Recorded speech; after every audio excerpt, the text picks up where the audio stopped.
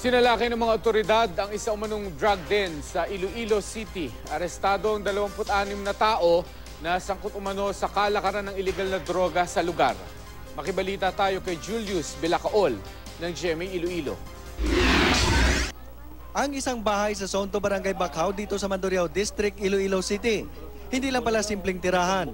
Ginagawa pala umano itong pugad ng mga gumagamit at nagtutulak ng shabu. Sinalagay ito ng Philippine Drug Enforcement Agency Region 6 matapos makatanggap ng sumbong tungkol sa kalakalan ng droga sa lugar. Dinatnan doon na 26 na individual na sangkot daw sa krimen. Hindi nagbigay ng pahayag ang mga naaresto, maliban na lang kay Ricardo de Tablan na itinangging sangkot siya sa iligal na gawain.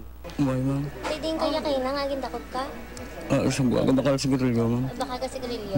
Sa dami ng mga naaresto, wala ni isa sa kanila ang itinuturong operator ng drug den na kinilalang si Arian Uribe.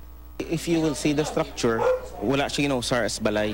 It is just a structure nga para sa mundo full-time siya nga drug den. Kaya titanawin mo magsulod ka. May counter siya, may cashier siya nga mabayad. Kada gaan niya kasang item. Then may ara sila waiting area kung puno pa to ang ruruan area. So, hindi bababa sa 11 malalaking pakete ng shabu at ilang drug paraphernalia na kumpiska sa lugar. Dinala ang 26 na naaresto sa tanggapan ng PDEA Region 6. Isa-isa silang iimbestigahan para malaman kung sangkot nga sila sa kalakalan ng iligal na droga bago sampahan ng reklamo.